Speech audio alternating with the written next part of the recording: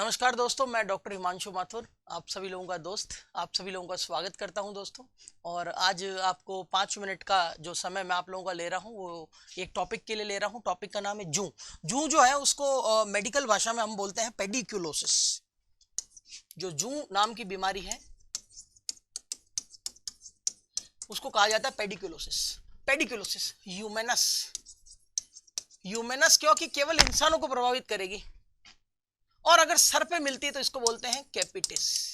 ठीक है, सर के अलावा ये आपके बॉडी पर भी मिल सकती है और आपके इंग्वाइनल एरिया जो जेनाइटल एरियाज होते हैं वहां पर भी देखने को मिल सकती है, जेनाइटल्स पे भी।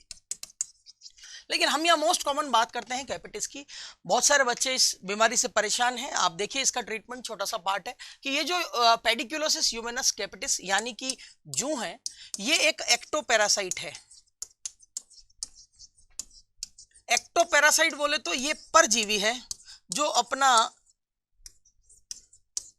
जीवन इंसान के शरीर से खून को चूस कर चलाती है। और ये किन लोगों में ज्यादा मिलेगी? 3 लोगों में। पहला, ऐसे लोग जिनके बाल बहुत लंबे हैं, लॉन्ग हेयर्स। ठीक है। दूसरा, ऐसे लोग जो नहाते धोते कम है, अनहाइजेनिक रहते हैं। और तीसरा, ऐसे लोग जो इंस्टीट्यूशन में रहते हैं। इंस्टीट्यूशन मतलब एक साथ ग्रुप के अंदर रहने वाले लोग, जैसे स्कूल के अंदर लोग काम करते हैं, मल्टीनेशनल कंपनी के अंदर काम करते हैं, या फिर आप ऐसे समझ लीजिए कोई कॉलेजेस के अंदर या कोचिंग के अंदर बच्चे पढ़ रहे हैं, तो इंस्टीट्यूशन पॉपुलेशन के अंदर। अब ऐसा हमने क्यों बोला?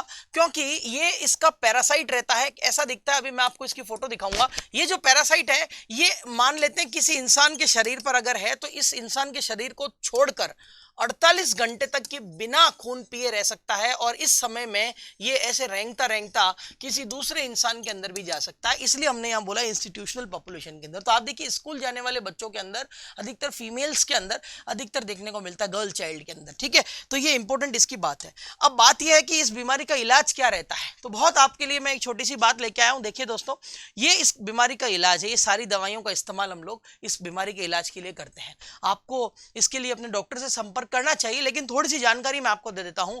जो मोस्ट कॉमनली काम में ली जानी थी दवा, उसका नाम है परमिथ्रिन। ये इस बीमारी की ड्रग ऑफ चॉइस है। इसके अलावा लिंडेन नाम की दवा, पायरिथ्रिन नाम की दवा, मेलेथियोन नाम की दवा, और लिंडेन या फिर पायरिथ्रिन, मेलेथियोन, बेंजाइल बेंजोएट, परमिथ्रिन, इन दवाओं का इस्तेमाल यहां पर किया जाता है। ठीक है, मोस्ट कॉमनली जो हम करते हैं, कौन सी करते हैं दोस्तों?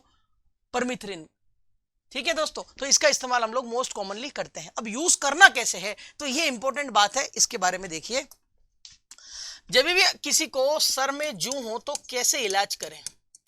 7 पॉइंट रहते हैं। पहला पॉइंट रहता है दोस्तों, पेशेंट को बोलें कि शैम्पू कर लें। शैम्पू कौन सा लें? जो भी नॉर्मल शैम्पू आप काम में ले रहे हैं उसको इस्तेमाल कर लीजिए। दूसरा, शैम्पू को यूज लेने के बाद ये जो दवा लिखी थी हमने, पायरिथ्रिन या परमिथ्रिन, उसका इस्तेमाल आप कीजिए।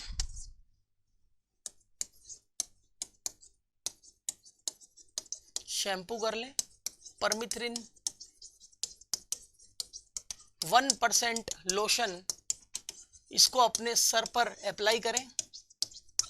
अप्लाई करने के बाद में 10 मिनट तक इसको रहने दें, और 10 मिनट बाद इसको वॉश कर लें।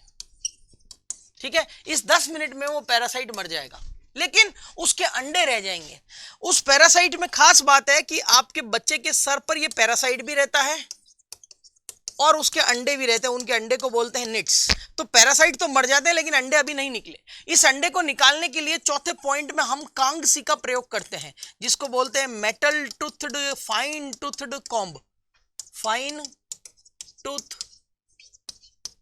कॉम्ब, ठीक है, जिसको हम आम भाषा में बोलते हैं कांगसी का प्रयोग करना। तो कांगसी का प्रयोग यहां पर किया जाएगा। कांगसी का प्रयोग करके ये जो निट्स है, अंडे है, इसको बाहर निकाल दिया जाएगा। तो कांगसी का प्रयोग करके हम किसको बाहर निकालेंगे? निट्स। ये जो परमिथ्रिन लिया, इससे कौन मर गया? पैरासाइट इससे मर गया। ठीक है, कांगसी का प्रयोग करके निट्स बाहर निकाल दिया। इस कांगसी को डायरेक्टली घर में रखना नहीं होता, बल्कि इसको बॉइलिंग वाटर के अंदर डालना चाहिए। 10 से 15 मिनट तक इसको बॉइल करना चाहिए वाटर के अंदर।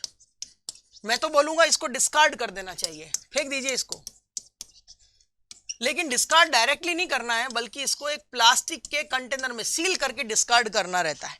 ठीक है, तो ये इंपॉर्टेंट बात है। इसके बाद में 5वें पॉइंट के बाद में छठा पॉइंट है कि इस बच्चे का जो भाई बहन है, घर में सिबलिंग है, या जो पेरेंट्स हैं, या और जो फैमिली के मेंबर्स हैं, उसको भी देखिए कि अगर इस तरीके के सिम्टम्स आ रहे हैं कि खुजली हो रही है, उनको सर के अंदर अत्यधिक इचिंग हो रही है, मतलब उनको भी जूं के सिम्टम्स अगर आ रहे हैं तो उनको भी सेम ट्रीटमेंट देना पड़ता है। ठीक है, 7वां पॉइंट है कि जो भी बेडिंग्स हैं आपके घर में और जो क्लोथिंग्स हैं उसको लॉन्ड्री में भेजिए धोने के लिए, और लॉन्ड्री वाले को कहिए कि इसको इस्त्री करके भेजे, आयरन, ताकि अगर कोई अंडे गलती से छूट जाएं तो वो केमिकल से ट्रीट होने की वजह से मर जाएं, और साथ में आयरन लगने की वजह से कुछ अंडे रह जाएं तो वो उसमें जलकर और राख हो जाए। ठीक है, तो ये लगाना इसमें रहता है। तो ये इसका ट्रीटमेंट का पार्ट रहता है दोस्तों। आशा करता हूं आपको बीमारी समझ में आई होगी। धन्यवाद।